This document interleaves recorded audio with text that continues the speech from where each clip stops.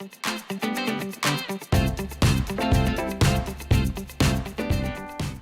I'm Dr. Hilary Jones. I'm a GP and medical broadcaster. You may have seen me on breakfast television over the years. And I'm happy to be working in conjunction with Co-op Midcounties to tell people about the importance of protecting ourselves and our loved ones from the potentially harmful effects of too much sunlight. It's really important, and I'm very happy to be able to answer some questions from our Co-op Midcounties membership right now. I wholeheartedly support the Co-op Midcounties campaign to lobby the government to remove VAT from sunscreen. You know, sunscreen is a really important medical product. Currently, it's classified as a cosmetic product, but actually it's much, much more important than that. Sunscreen is a product which prevents the risk of skin cancer in all age groups, in all genders, from all ethnicities, against the risk of skin cancer. And therefore, I think it's really important that we get ministers interested in removing VAT from sunscreen altogether. This is something that most doctors, a wide consensus of doctors and dermatologists, skin specialists and cancer specialists would absolutely get behind and endorse, because medically sunscreen is very important in preventing skin cancer, which is something that we all need to do. Most skin specialists, most dermatologists and cancer specialists would agree that sunscreen should really be reclassified as an essential healthcare product rather than a cosmetic product. There's no doubt that too much sunlight and solar radiation increases your risk of skin cancer. We know that it's an accumulative thing. The more we burn our skin, particularly as children, the greater the risk of developing skin cancer later on in life. So it's really important to remember that this sunburn doesn't just happen on holiday in warmer foreign countries. It can happen right here in the UK, even on cloudy days, if there's enough solar radiation penetrating those clouds. So it's really important that we protect ourselves. Before we start talking about sunscreen, which is really important in protecting our skin against the risk of skin cancer, let's talk about other things that we can do to mitigate the worst effects of too much sunshine. First of all, we can wear protective clothing. We can don a hat, for example. We can wear closely weaved fabrics to cover up most of our bodies. We can stay out of the sun in the hottest part of the day between 11 a.m. and 3 p.m. And this is especially important for children.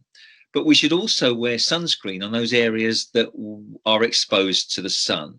Our face, the top of our heads, the back of our hands, our feet, for example. It's important to use sunscreen on all of these areas. And what you're looking for is a sunscreen which contains an ingredient which protects you both against UVB and UVA radiation. So when we're looking for the UVB, we're looking at a sunscreen with an SPF, a sun protection factor, of at least 30. And when we look for a UVA, we're looking for the 5-star rating. This is usually found in a circle on the product, and it will have a star rating and a UVA in the circle. And this just tells us that this is in agreement with EU standards. A sunscreen which contains the words SPF means that it contains a sun protection factor, and there'll be a number attached to that. But what does that number mean? If the sunscreen says it's SPF 30, it means that with that sunscreen on, you can stay in the sun 30 times longer without burning than you could if you weren't wearing that sunscreen. So it gives you a good level, a measured level of protection. It's really important when you're using a sunscreen just to check that it hasn't gone past its expiry date. Most things have an expiry date, and sunscreen is no exception. So most sunscreens will have an expiry date which lasts for 2 to 3 years, but just check it to make sure it's still going to be active. The SPF rating on a sunscreen gives you the sun protection factor and the value of it which will be from 2 to 50 plus. And this is what protects you against the UVB radiation in solar energy. So if it's 50 plus, you've got a maximum level of protection. 2 gives you very little. And most people will start their summer holidays using at least an SPF of 30. When it comes to the 5-star rating, that shows you what level of protection you have against UVA radiation. And if it's 5-star, that's the maximum. And no one should be thinking about buying any sunscreen with a UVA star rating of less than 4. My sun safety tips are really pretty straightforward. Stay out of the sun during the hottest part of the day, which is between 11 a.m. and 3 p.m. And that's particularly important for children whose skin is thinner and therefore more vulnerable to the sun's potentially harmful rays. Cover up. Wear clothing which is tightly woven when the sun is very strong.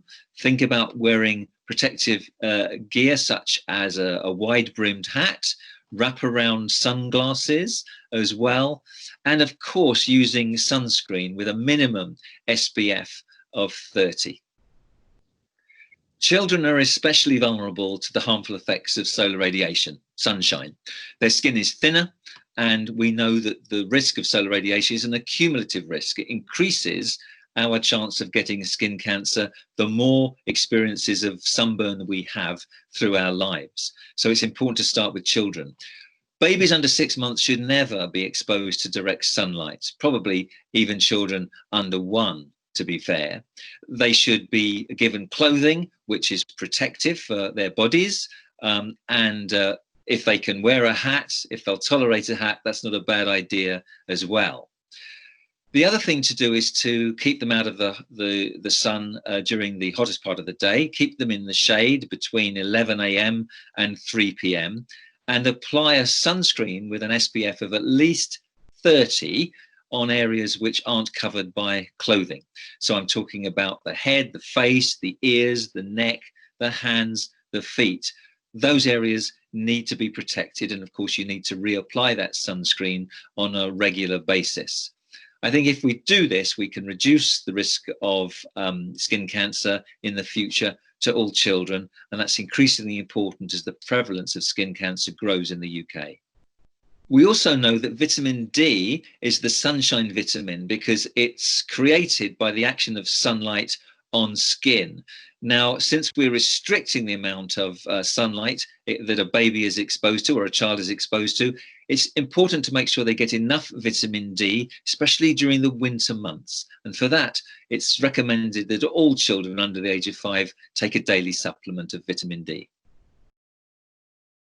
It's really important to know how to apply sunscreen and how much to apply. If we don't apply enough, it simply isn't going to work and give you the sun protection factor that it says it'll do on the product. So here are my tips. First of all, you need to apply at least 2 teaspoons on the area that includes your face, your neck, and your arms. 2 teaspoons. If you're applying it to the rest of your body, wearing a swimming costume, we're talking about 2 tablespoons. So it's quite a good amount, and some people will be surprised about this. But the reason it's so important is because if we don't apply enough, it's not going to give us the protection that we can expect. Secondly, we need to reapply it. If it says it's water resistant, for example, even if you're in the sea or in the swimming pool, you still need to reapply it. And finally, I would just like to say that when we think that we're going out in the sun and there's even the remote possibility that we might burn, we need to apply it twice right at the beginning of the exposure to the sun. So 30 minutes is the first application before we go out into the sun, and then just before we go out once more. So 2 applications.